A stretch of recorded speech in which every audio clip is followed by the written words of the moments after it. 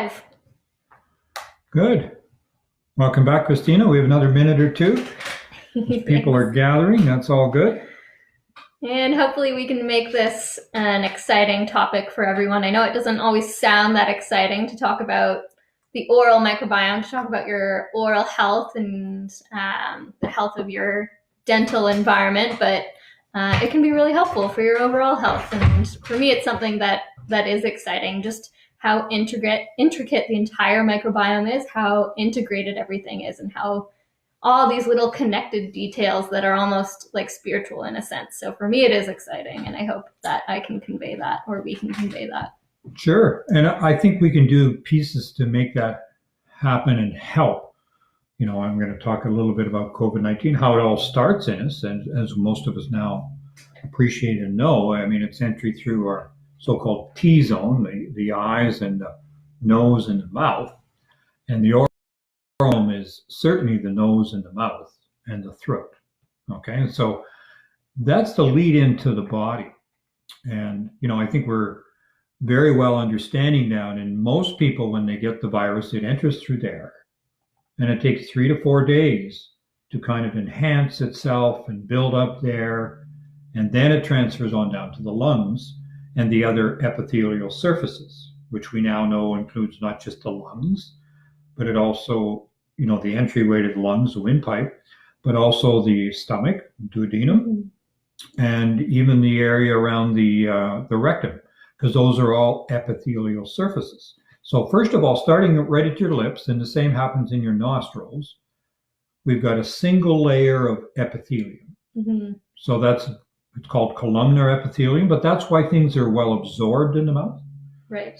And it's also probably why, you know, Dr. Curatola, we're going to talk about, he already has antioxidants in his toothpaste.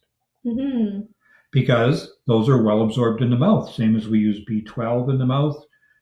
One of the first ones I think we used in the mouth was nitroglycerin under the tongue, still used today, the sprays under the tongue of nitroglycerin and those sorts of issues, because that single layer of epithelium is really well absorbed into the body, quick access. And that single layer of epithelium is very protective to us, but it's also where there's a synergy, there's a team of bacteria grow there. So we'll try and get into that part. So welcome everyone. We've kind of been doing a bit of a prelude of what we're going to talk about today. I welcome everyone. People have been very good about following up, and I would ask you to please share this with people you want to share it with, either active live or during or after. Of course, these are left on Facebook Live, and we also, for those that aren't on Facebook, fair enough, all my siblings are not on Facebook, and so fair enough. So I've made them aware that they can go to drbillcode.com and download those from the blog portion, which is, you know, within the website. So there's getting to be a collection there. I put on some of the podcasts that I've done over Point of Return, and of course the ones that Kristina and I've done, and the ones I did with Dean Howcroft from Australia. Hello, Dean. I don't know if you're up yet, because it's only around 6 o'clock in the morning over in Australia. Tomorrow, of course. So today we wanted to focus on a few things about COVID-19. I mean, the numbers are climbing. We're starting to get to a stage where people are saying, in some countries, Spain, Italy, and others, when can we start to change things? Mm-hmm. I know Austria has now added, you can go now, I think, for shopping for children's clothing, you can go to hardware stores, and you can go to home do-it-yourself, fix-it type stores. And so that's a change. Austria did a very good job. They had it quite a bit early. They didn't have very many deaths because I think they did some good planning and organization. And they're starting to decide what they should do in Italy and Spain. Now they're ahead of us, probably maybe a month ahead of us in Canada, because we're not as far developed. I mean, the US has gone through a huge boost and increase in recent days. And so I think they're starting to think, and as you've probably seen, they're discussing back and forth, you know, who should do this? The states, federal government. I mean, that's a problem they'll solve on their own. But the East Coast is trying to cooperate with the West Coast and make everything work. So the piece that we need to think about is, what can we do to improve our own personal chances? And that's why we're trying to talk about things that make a real difference that you can do for yourself. Most of you are doing home quarantining, and all of these are useful steps. The day will come, though, that we're going to go back into the community. Some of us may have members, family members that are already in the community because of essential services they provide. A big one, of course, is the healthcare workers. My personal dream and hope is that the healthcare workers will be the first group and that they will start to look at them. This doesn't include me, by the way, even though I'm a former healthcare worker as an anesthesiologist. It doesn't include me in this group, but I very much regard and respect what they're doing. But wouldn't it be brilliant if they could know, do they have antibodies that have developed the COVID virus? And so then they would know they're not at risk for their family. They would also know that they're less at risk for the people that they're caring for. Exactly. And we could focus particularly on that very important select group first. Because I realize, the ability to measure these things is always deliberated by the amount of kits that they've got to do it and the amount of cost that they've got to do it. But I think there's a lot of people working on antibody testing now. And so I think that's one of the things we'll see next, because we don't know. After you have it, COVID-19, do you get antibodies within a month? And how long do they last? So that's getting tested in long-term studies. My hope is that you get immunity for months, maybe even years. I mean, we know chickenpox gives you almost lifelong when you get chickenpox. That's a virus, of course. But then with the flu, we see different strains every year, and so we don't necessarily get immunity against the flu every year. So we want to know what it's going to be like. The flu is a different group. The closest virus we have to this is probably SARS, because that was COVID-1, and this is in some corners called COVID-2. So that's probably our best example, and we know that they get some degree of immunity, and we probably haven't worked out how long. Right. So we have one question from Sebastian. He's asking, who are you, Kristina? I missed the beginning. There's no bio on the page. Sorry about that.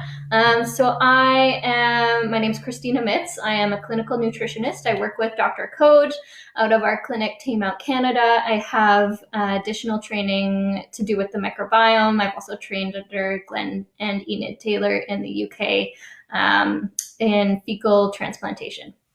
Sure. Yeah. And so my bad, I should have brought that up again. And, just to complete the piece, my background, I initially did 4 years of general practice or family practice back in the early 80s, then a specialty in anesthesiology, and did my boards in Canada and the United States, because in Canada, curiously enough, we do at least 6 months training in intensive care. So this is particularly of interest to me. And of course, as many of you may or may not know, intensive care to a great degree started in Toronto as an offshoot partly of the polio epidemic, because people had the inability to breathe. Some of the first ventilators were the so-called iron lungs, where you're breathing inside a tube instead of a tube going in you, which had its pluses and minuses. And then out of that, anesthesia has still been a big piece of intensive care within Canada. A little bit less so in the United States, but intensivists often come from pulmonology or pulmonary expertise. Sometimes they come from surgery, and sometimes they come from anesthesiology. So it's kind of a mixture of group, and everybody's honing their skills much better. As most of you know, there's a ventilator. There's often an elevator in a hospital too, but there's a ventilator on an anesthesia machine, because that's how we breathe for people if they happen to not be breathing for themselves during an anesthetic. I wanted to bring just an interesting thing, because we had a good question the other day with regard to the pulse oximeter. So we have a pulse oximeter again with us today. It's like one of the important guys that wrote what to do when you go to a cardiac arrest, check your own pulse. But anyway, we're going to run our own pulse oximeter. And one of the good questions the other day was, what about the pulse oximeter that's on my phone? I think that individual was talking about a Samsung 10. I did some research since, because I wasn't very up on this. And they have had one. They've tended to pull it back now. It was not quite as accurate. This sort of one, which is the more regular one, which you can purchase online, pulse oximeter, is about plus or minus 2%. So it reads oxygen saturation. So if you read it at 96, then it could be 94, it could be 98. The ones that were on the phones, the smartphones, were plus or minus 4%. And then there was a secondary angst in some countries, was this a medical device? And so it didn't happen as much. So I think, those would be ideal. The other is a much rougher guideline because plus or minus 4% is starting to get into a gray zone for you. So to move on from that, I wanted to talk just a little bit about, of course, the nasal prongs. We've showed you before. These are the ones we saw in the emergency room. They've been on in the emergency TV and all these places. That's what people are used to. That will improve the oxygen you're breathing. If you've got oxygen flowing through that tube at, say, 2 to 3, up to 5 liters a minute. They can do exceptional cases. They put in 50 liters a minute. That's like being in a wind tunnel, at least. But anyway, that has shown to often help people get through the very tough phase. So in hospitals, I think primarily they're using the nasal prongs, and then they go to the non-rebreathing mask, which this represents. And if that fits well, and you've got 5 liters a minute running through it, you can get up to nearly 70% oxygen. And then the next step, and this is what I understand from circuits that Mr. Boris Johnson, who's the Prime Minister, of course, of the United Kingdom, is what he was on, one like this. And of course, this is what goes over my head. These are the tubes, inlet, outlet. Colors doesn't matter, it's just to show that. And then I would put this on and put this over top of it. Okay. So I look like a spaceman. You do look like I probably sound like a spaceman too. But by using that for, I think, 48 hours or so in the intensive care unit, the pulse oximeter, they can get many more people through the very tough cases without a ventilator. Because ventilators are fraught with problems. I think we all know. And ventilators, have their own injury, their own problems. And intensivists are very good at deciding who needs it and who doesn't, because they've got downsides or side effects in using them that injure people. So after that little sidelight, I think we should get into the oral microbiome. So as we alluded to a little bit in the start, Kristina and I wanted to focus on the oral microbiome today because it's where the virus starts in us. It gets, so this is on a delay, right? Yeah, there's a delay. Okay. Well, as long as I realize that. So it enters typically through the mucous membranes in the mouth, the nose, and even potentially in the eyes. Okay? So that's one thing to think about. Mask doesn't protect your eyes hardly ever. That's why some people use these visors. They look like a bicycle helmet, or we might use them for mowing the grass when we're worried about things coming up into our eyes or our face. They're the same things. That's what our local laboratories, when they're drawing blood, that's what they've got on for protection. Because as soon as you do a venipuncture, of course, you've got a significant amount of spray of blood particles. Right. So that's why these face masks are probably better. They haven't caught on very much. We happen to have one from our lawn mowing, so I guess we could use that as an option. So if we can get the oral microbiome, which is that layer of cells inside the entire mouth, the throat, and the nose, if we can get that microbiome itself very healthy, everything is better. So we're going to talk a bit about that today from a dentist perspective, because my favorite book on it currently is The Mouth-Body Connection by Jerry Curatola. He's a biologic dentist in New York, and I heard him on a Zoom meeting that it was at, which was Integrative Medicine Forum, and he did a great job. And since then, read his book and had a look at it. He talks very well about it. So I've known for a long time dentistry is really important. And it's not an accident that chapter 2 in my book is about dentistry. I didn't focus enough on the microbiome in retrospect because many parts of that were written more than 2 years ago. But I do know now that the microbiome is exquisitely important also in the mouth. So in the mouth, we talk about 600 billion organisms. Those are a big variety. There's several hundred different ones within that. There's a few nasties, but we want all of the good ones because they keep the not so good ones down. Right. So in the same way as when we were speaking to the gut microbiome, there's also this environmental piece as well. You don't want to just think about the germs or the bacteria. You want to think about their terrain as well. And so one of the things we mentioned as being a part of the terrain is a healthy pH. So acidity versus alkalinity. And the pH of the mouth happens to be a little more neutral than some of the other areas of the body. So this would be something to consider. And so within that pH, it's partly a version of which organisms are there and which are dominant. Nearly 70% of people in North America have a problem with their gum disease, periodontitis, which are somewhat the same thing, because it really matters. Mm-hmm. We know that a healthy set of teeth adds 8 years to life. So mm-hmm. that's as big as everything else. Stopping smoking, that gets you 8 years. So now if you quit smoking, a healthy microbiome, boom, you're up potentially up to 16 years better. A corollary of that is the things that are very negatively impact the microbiome: smoking, alcohol, and certain other things that we take, soda pop and all those other versions of the same, because that hugely affects the acidity and makes more dramatic. The other thing, and this is on kind of new ground for many of you, the biologic dentists will be all over this.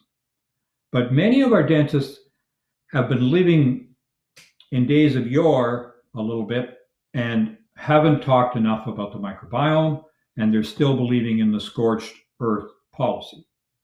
So the scorched earth, for those of you who don't remember that policy, it was used during the First and/or Second World War. When an army was retreating, they would burn all the crops in the area that the new army was coming into. So they had no food. Well, the scorched earth policy in the mouth has been the dominant thing for 40 years. Probably because in the last couple of years, I've gone away from toothpaste. I bought a recent, high-end model of a toothbrush. And the guy wisely said, I don't use toothpaste with this. Almost all of our toothpastes have something in them that kill bacteria and do the scorched earth policy. So that was fluoride, that was variations of, tea tree oil, triclosan. Triclosan's in almost all the commercial toothpaste. Exactly. And the chlorhexidine mouthwashes. Yeah.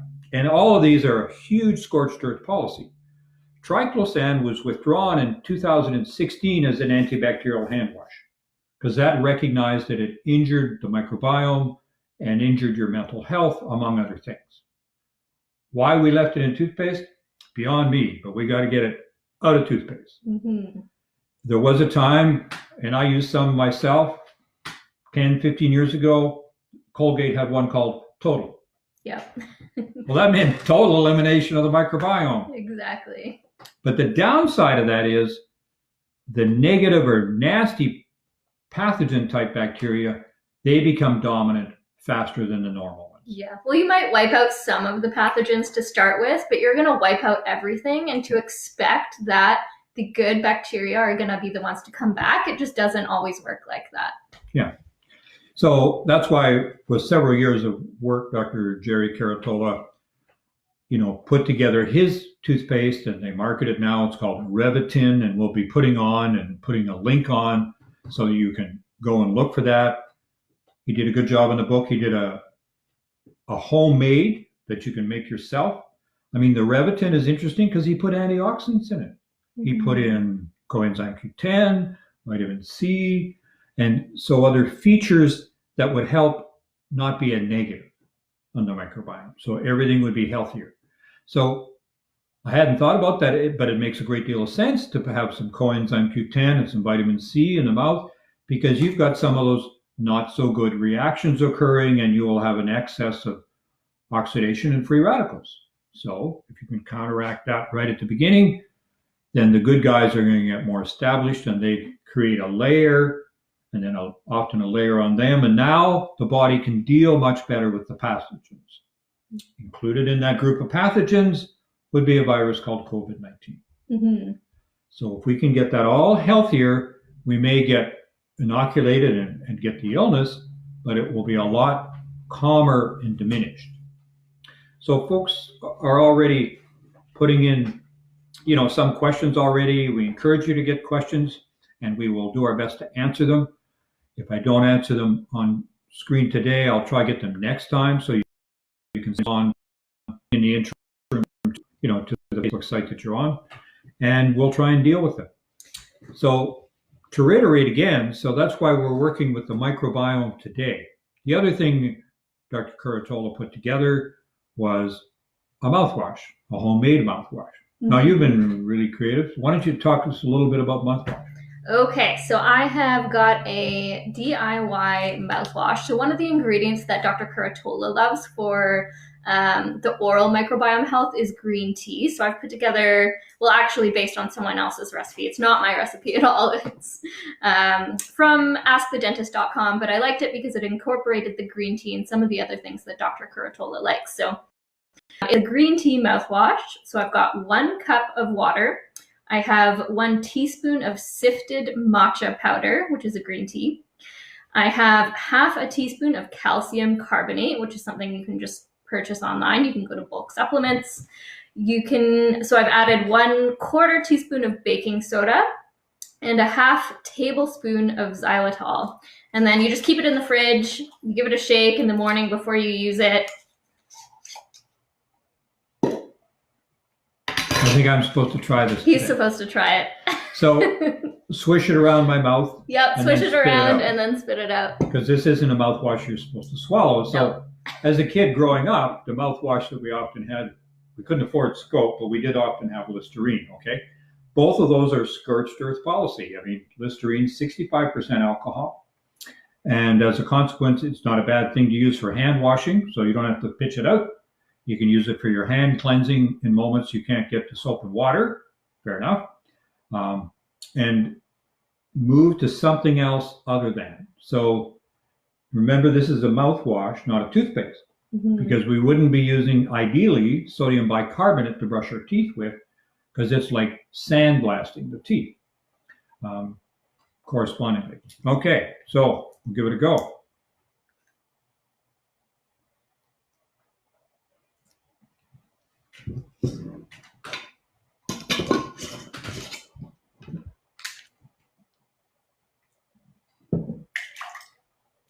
So that's pretty good, actually. Good. I'll give you a full point. Not harsh to use, and not a problem. And I like green tea, so that all works out well.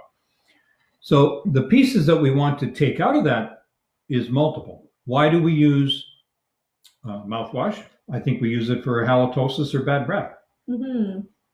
But if we take that back a step to the bad breath, then all of a sudden we realize if we get the microbiome healthy, we probably won't need the mouthwash. Exactly, yeah. So it'll save us a step. So in the interim, but you can make some. And as I said, we're going to list Dr. Curatola's and the 6 or 8 other toothpaste that he regards as pretty reasonable, which are all commercial, so everybody can pick their own choice among that. Or if you want to be creative, much as you've done with making this, they can make their toothpaste at home. In the interim, use water, and even no toothpaste. Mm-hmm. No toothpaste is probably better than the modern toothpaste. Mm-hmm. Even the natural toothpaste brands, actually no, it was the mouthwash I was looking at the other day. So I went into the grocery store, I'm looking at the Jason mouthwash. It has polysorbate 80 in it. Polysorbate 80, not good for the microbiome. So, I mean, even these natural brands of mouthwashes aren't all that great. I remember back from the days when we were making creams based on emu oil, polysorbate 80 was used as an emulsifier. Mm-hmm. It made everything mix and stick together. That doesn't mean it's healthy for you. It just means it worked well for the people preparing it. Exactly. Yeah. We do have a question from Sebastian. He's asking, can COVID penetrate through the ears? Can COVID penetrate through the ears? Probably not. The exception would be you're unlucky and have perforated eardrum, then it can certainly get into that, because the inside of the eardrum, as you're probably aware, connects to the back of the throat, the so-called eustachian tube. That's the little tube that has to open and readjust temperatures when you're taking off in a jet plane or going into a hyperbaric chamber or whatever you're doing. So it should not enter through the ears. The exception, again, might be it can't even penetrate through the skin if you've got major breaks in the skin from a nasty eczema. So if you've got an otitis externa, nasty eczema in and around the ears, or even on the skin surface, it potentially can enter there. But the dominant place by far, somewhat the eyes, but big time in the nose and the mouth. Okay. Good question. Great. Dan Hudson wants to know, what exactly do you use for your oral health bill? So you always have to be prepared to answer that if you're going to preach and talk about it. So I aim to brush at least twice a day, and I do flossing once a day. That's typically what I manage. I see my dentist every 3 to 4 months for a cleaning. I'm more at risk, and I really need to look after my teeth because I've had borderline tooth health ever since I was a kid. I had a huge number of amalgam fillings, which we'll talk about again in a minute.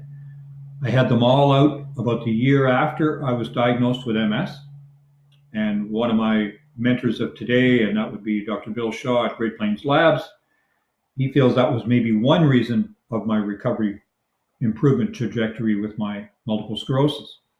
So it got aggravated because by the time I was about 27 or 28, I was in family practice. I was having problems with memory and everything else. I was diagnosed as depressed, and I was put on a tricyclic antidepressant called imipramine, which is a powerful anticholinergic, meaning it drives the living daylights out of your mouth. Okay, that's a big problem because now your teeth and all your gum disease will be much worse. So many medications do that, and I want you to look at that within your own personal thing. Talk about them with your dentist and doctor, because you've got to adjust those if you're going to adjust them with everybody on the same team and on the same page. Sometimes you can't do it, but sometimes there's other alternatives to reduce that drying problem. If you've got the drying problem, lots of sips of water, lots of things to try and relieve it. Sugar-free gum will all help the saliva. So I eventually, after almost 20 years, got off the imipramine with the help of the protocols and concepts of pointofreturn.com. And so that helped my liquid saliva some, because saliva is your best friend in the mouth. It helps with digestion. It helps you take something like beets and turn it into nitric oxide, which is a very powerful thing for lowering blood pressure and everything else. But at the same time, it really makes a difference to how everything can work together. Where was I headed with that, Chief? I'm not sure, but I know there are some additional pieces to the salivation as well that's beneficial. So it's going to bring circulation and nutrients to the area, and it's also going to take away waste. So it's going to take away microbial waste as well. So that's an important piece. And the other part is there's bacteria within the saliva. Yeah. They're called planktonic. So if you think of your images of the ocean with the tiny plankton, but those bacteria that live in the saliva, and those tend to be on the good team and helping the whole thing throughout the mouth. And it's a great mixer because we've got several kind of micro habitats or micro ecosystems within the mouth. I mean, you've got the tongue as one, you've got the gums as another, you got the teeth themselves as another, and then you've got the hard palate at the top and the soft palate at the back. Mm-hmm. So each of those are their own microsystem, small subset of systems, and they each have a kind of an optimal set of bacteria working together. And if they are working together, you can really improve things. I mean, he gave examples in his book, Dr. Kuratola. If you have the microbiome healthy, For example, his Revitin toothpaste mixture, even the rough side of the inside of the mouth, which happens in chemotherapy, because these are fast dividing cells, so they take quite a hit from the chemotherapy. Often he can help people heal their mouth up. So that really matters. So I think let's take it just another step further and talk about things that irritate it. And one of them would be metals, right? Mm-hmm. Heavy metals.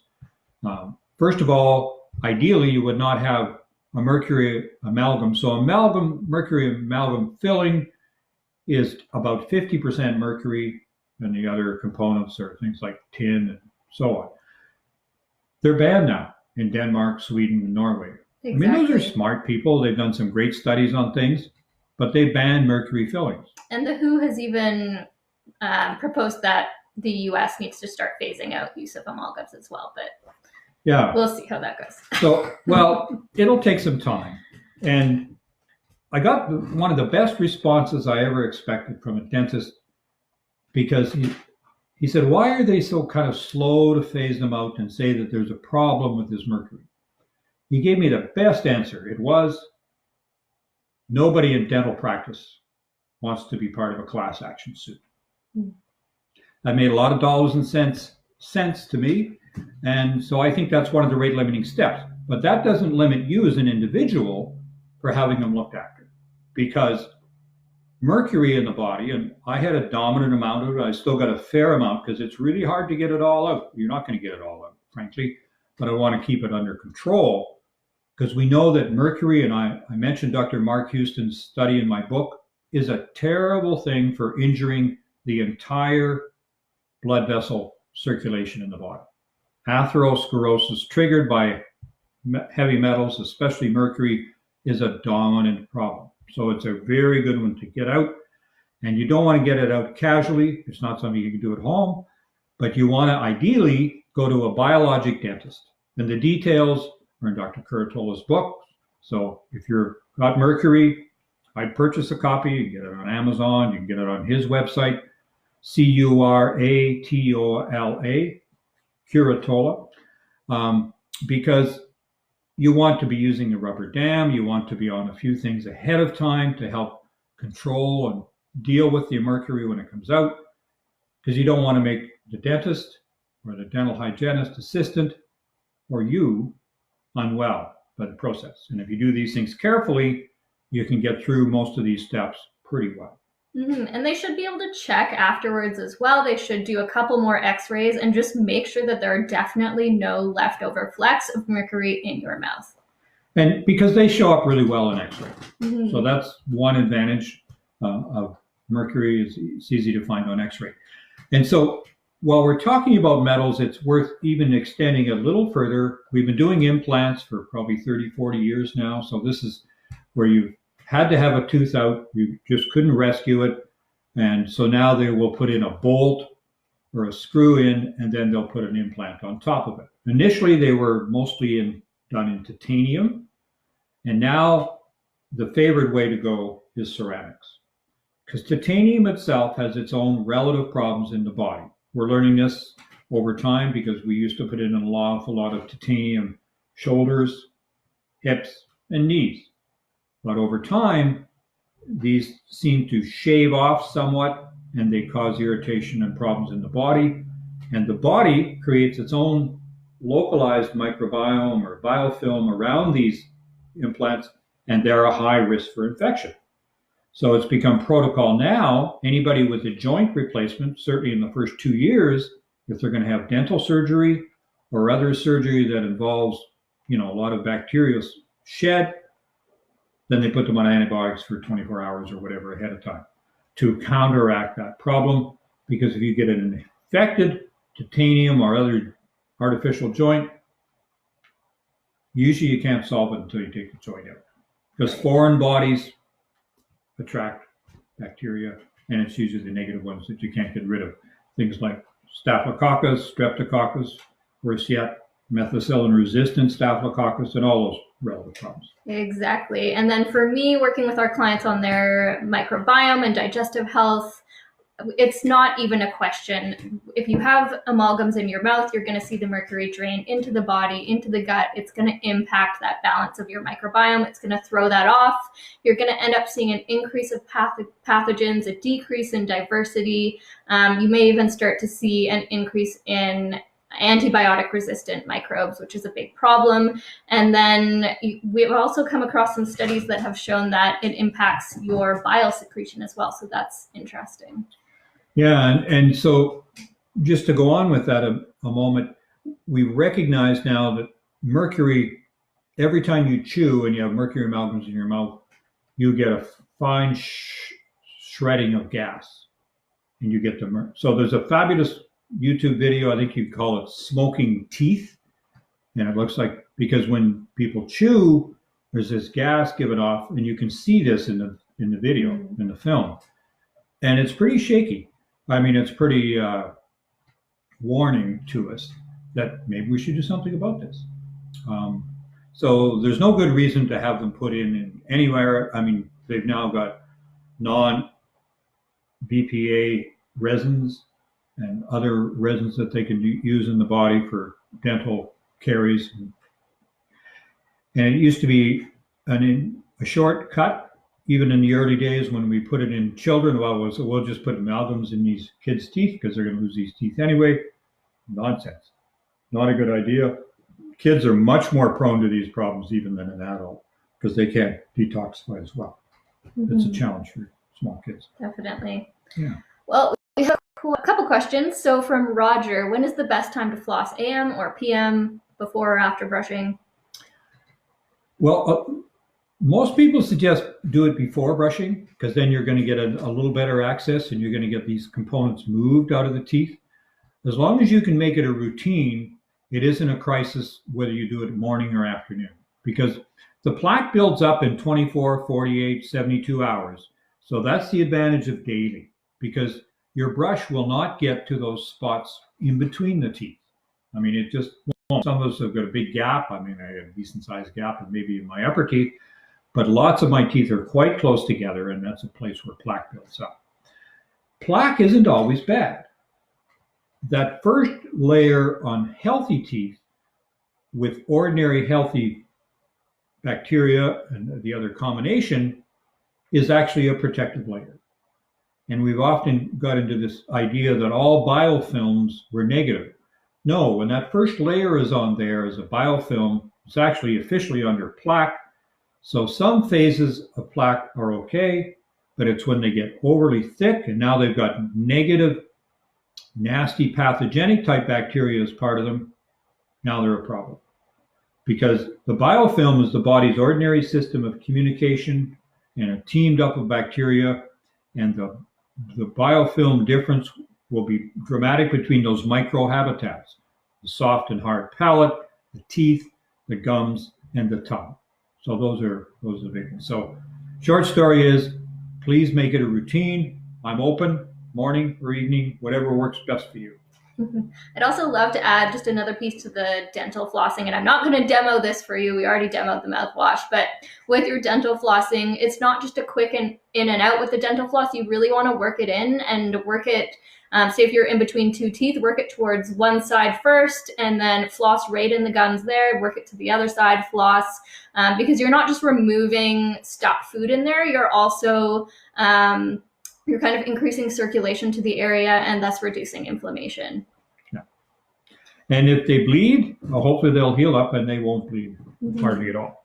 Yeah. So it's a walking the line, but it's a brilliant investment that you can do. I need to keep doing it. The one advantage in the last 5 years of doing a lot of hyperbaric oxygen, my teeth health has improved too. Almost all of those nasty bacteria that are pathogenic are anaerobic, meaning that they can take glucose or some other sugar and they can turn it into energy without oxygen. Oxygen kills them, okay? But looking after your teeth is exquisitely important. I'm really aware of it. I don't have enough bone left with my severe osteoporosis to do an implant. So I better look after the ones I've got left. Exactly. We have another question from Bruce, who is asking, how do we increase our IgA levels as a barrier in the mouth and nose? Well, the IgA is an immunoglobulin which is common in the digestive tract. So it's a very good question. And it happens when your own body is producing these things in combination with the healthy bacteria. So that will raise the IgA amount within the body. Some of us have a deficiency of IgA. That's less common, and that's partly nutritionally based. But in general, the body does a very good job of producing that. It doesn't get produced hardly at all if you've got the scorched earth policy. So you need that synergy back and forth between the healthy bacteria of your mouth, of your own personal microbiome, along with your own cells in that lining layer, epithelium, in the gums, in the tongue, and even throughout the entire mouth, because the IgA is one of the body's protective components to deal with outside invaders. And so that's why it's a brilliant question, because we don't usually talk about IgA as much. Yeah, I definitely can appreciate that question. It's something that comes up a lot working on the digestive health piece, because the IgA, what it does in your gut is it helps to coat some of the things that are moving through your gut so that your immune system doesn't react to anything and everything. So it's definitely an important piece to your gut health and to your immunity. But really, the key is balancing that entire microbiome. So that's the answer. I know it's not a simple one, but that's really the key. Oh, You answered types of ceramic, so preference is ceramic. I had to get my dental implant out in January after 3 years. Bone graft to fill the hole. Should I try again with ceramic or just leave it? I was at 47, so a bridge is not possible. Wisdom teeth are already taken out. Yeah, so let's deal with the question. So if you're able to heal that area up, and so some people have great success because if you do extra oxygen, like the hyperbaric oxygen, it often allows that injured or bone recreating area to heal up normally. Woe are you if you happen to be on one of the medications which triggers osteonecrosis in the body. And those are the ones to treat osteoporosis, some of them, unfortunately, because the bone formed, especially in the jaw, is not normal.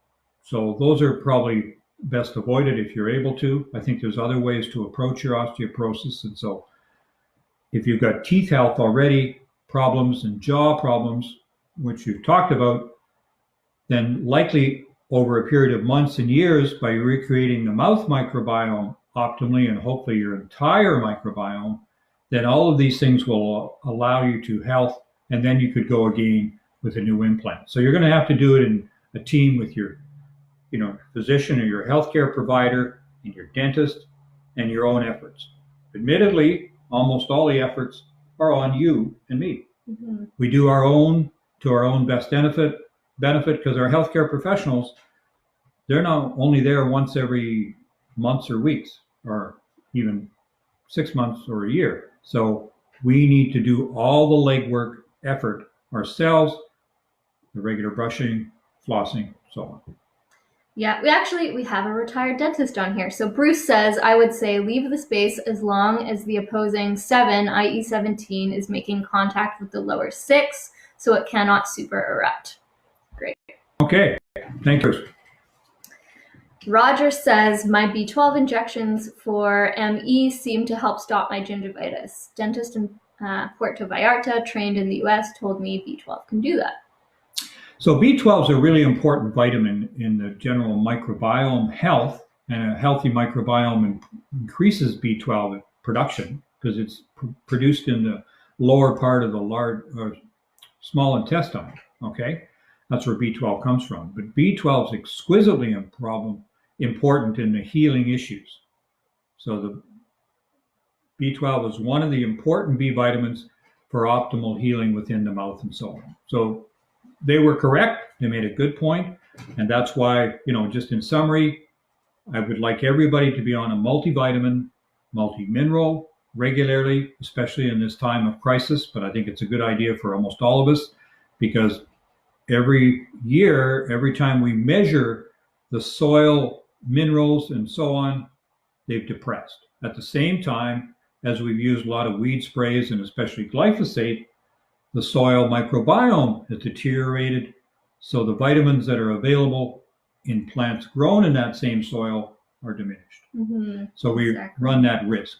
And then the only other thing to comment on, you especially need B12 in some form or another if you're a rigid vegan, because we don't get enough B12 without that. And so that's one, you better look at supplementing it.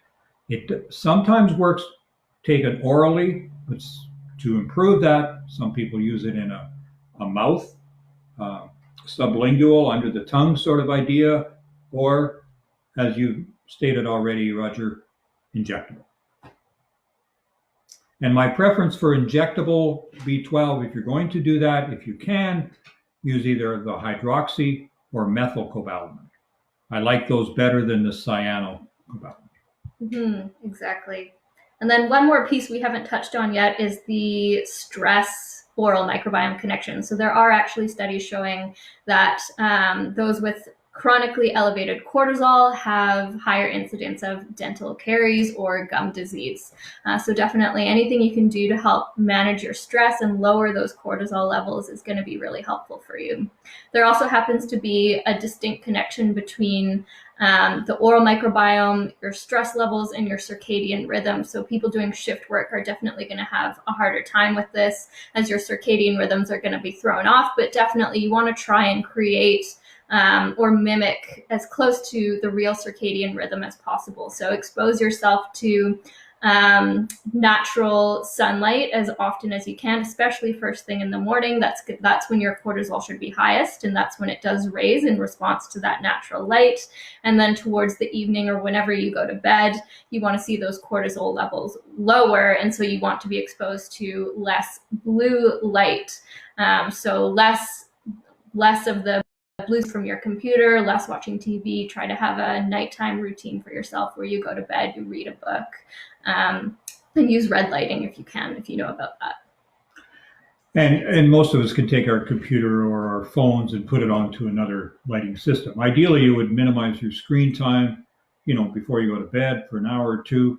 And the other thing in there is, talked about a little bit about before, but now that we're all home and everybody's around and everybody's on their computer or their smartphone, you want to try and diminish, at least while you're sleeping, is your electromagnetic radiation. Okay, so turn off your Wi-Fi at night, please.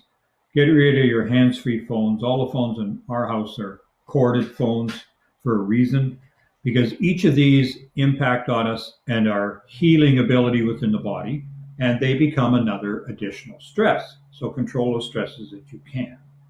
And, Kristina mentioned well about the issue of cortisol's rising, and that's even shown in children, more caries, and in adults. So anything now that you're a family gathered together in your home quarantine situation, keep the stress down. That time, that walking outside or time spent on, the balcony, whatever your access possibilities are, and give everybody a little training in 4-7-8 breathing, which we've talked about before. That's originally described by Dr. Andrew Weil when I took my integrative medicine training from him. And I mentioned it in the book, major part of the book from another colleague done on mindfulness meditation. In each of these pieces, or yoga, any of these pieces down stress help the entire body heal better, and it improves the microbiome. And not to forget, exercise.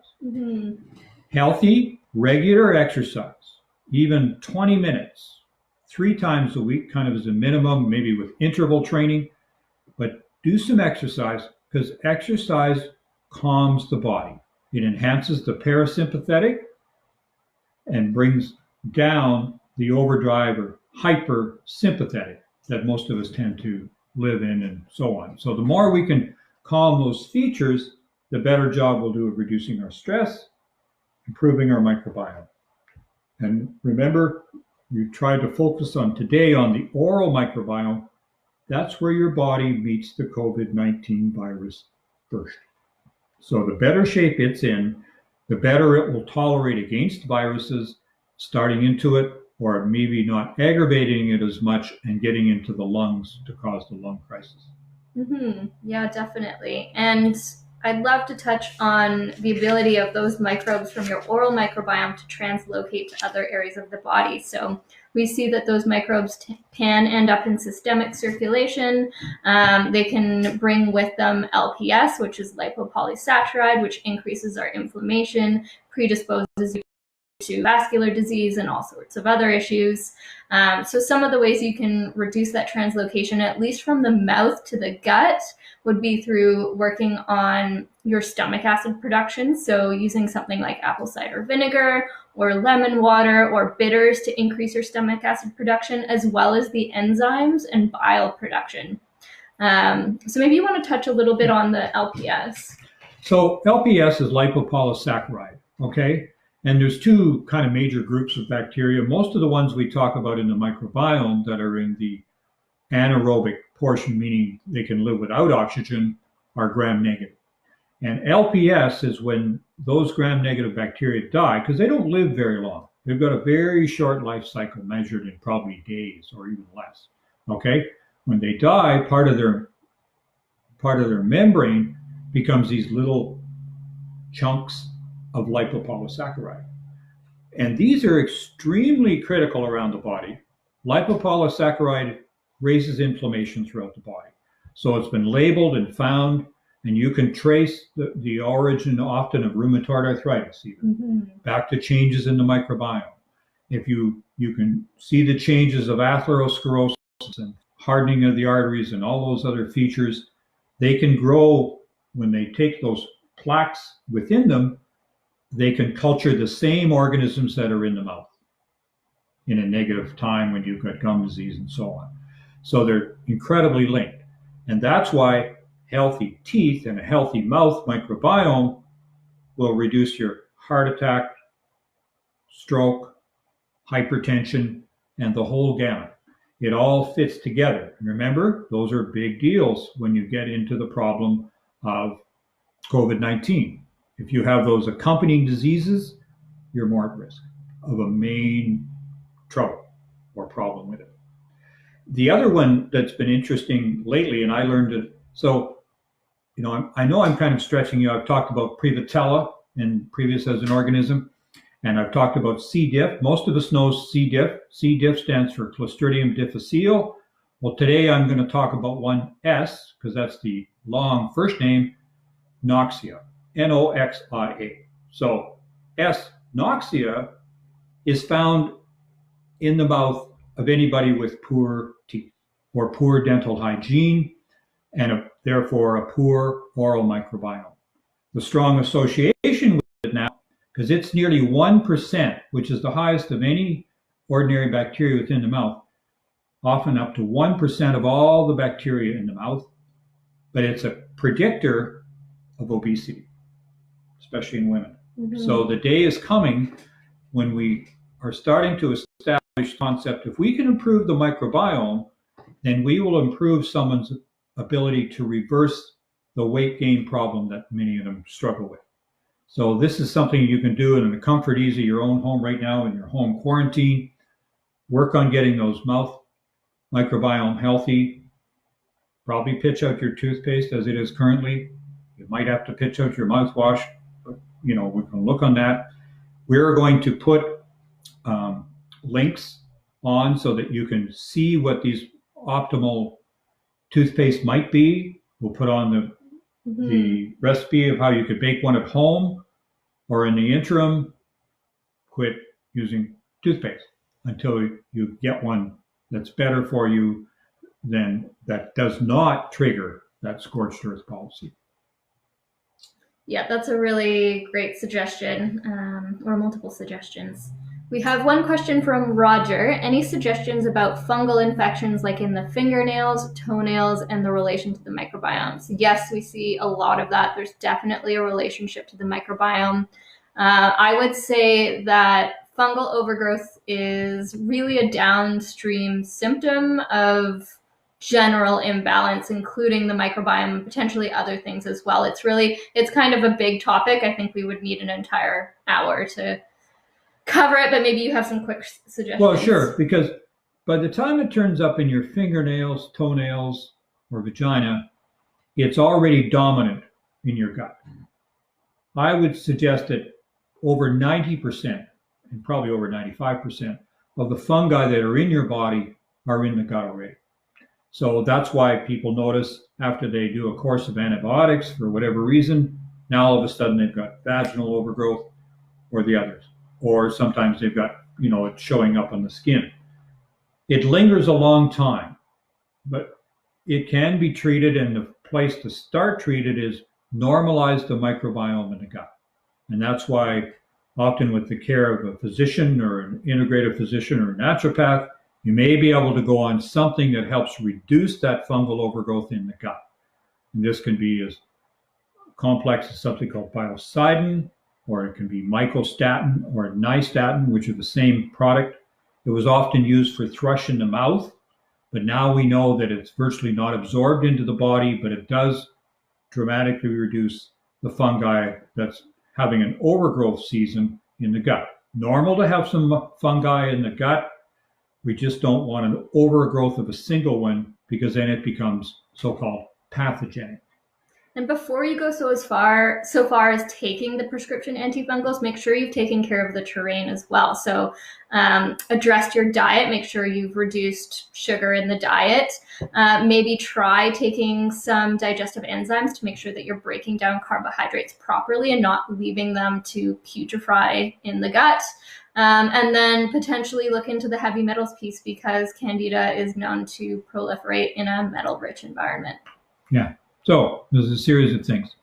So I think that gets us pretty close to our hour today. So we talked a bit about it. So I think on Thursday, we're going to try doing our relative update on COVID-19, how that will tie in.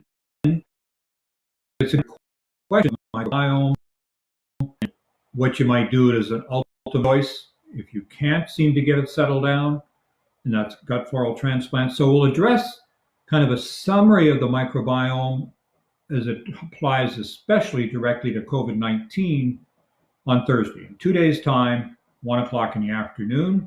Once again, we welcome your questions. Send those in, and we'll do our very best to address them.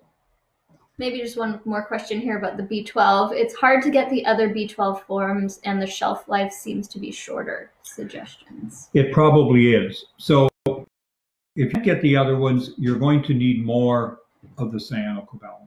It's not as effective, but it is much more available. And if economics is a problem, then I would go there with a reasonable amount. It's pretty easy to get depleted in B12, and the other part of the methylation pathway is B6 and folate. So my preference there is methylfolate as opposed to folic acid. Folic acid, unfortunately, has to go through several steps in the body before it can be made into methylfolate. And so it's much better if you can. Like I take a multivitamin, multimineral, which has a methylfolate in it. And I take a magnesium at bedtime, which has a methylfolate in it. Because I'm one of those probably 1 in 4 people that are heterozygous, meaning I've got some methyl problems and I can help those. And at one point, we'll probably do a discussion on methyl groups, because it's very topical these days. Not everybody can just boost B6, B12, and folate. Some of us have to be much more careful, in particular, because we get into a being of unwell from over supplying certain of those things. Mm-hmm. Yeah. Did we want to address that question about the Lyme today, or leave it for Thursday? Well, we can leave it primarily for Thursday. Well, short story is, I accept Lyme. It is a real problem. It's been a co-problem of many of my patients. That's one reason I had Dr. Karen Johnson wrote a chapter in my book, Solving the Brain Puzzle, because she addressed the problems of chronic Lyme under the Shoemaker protocol and did a very good job on that. It's a very topical thing. I'm sure the day will come where we'll need to address, fungi more directly and occasional significant mycotoxins and all those issues. So we'll lead into parts of that and lead into parts of the issue on Lyme, because the folks with Lyme, of course, with many months and or years of antibiotics, have a big crisis in repairing their microbiome. Mm-hmm. So it fits in well. So we'll do more to address it on Thursday. Okay, that sounds good. Okay, so for now, thank you guys so much for watching. We will post links to everything that we mentioned. And again, if you can share this video, that would be really great. And if people aren't on Facebook, let them know. And I'm sure you've got a few friends that are not, then they can go to the website and they can still watch the same entity, albeit stored after the fact.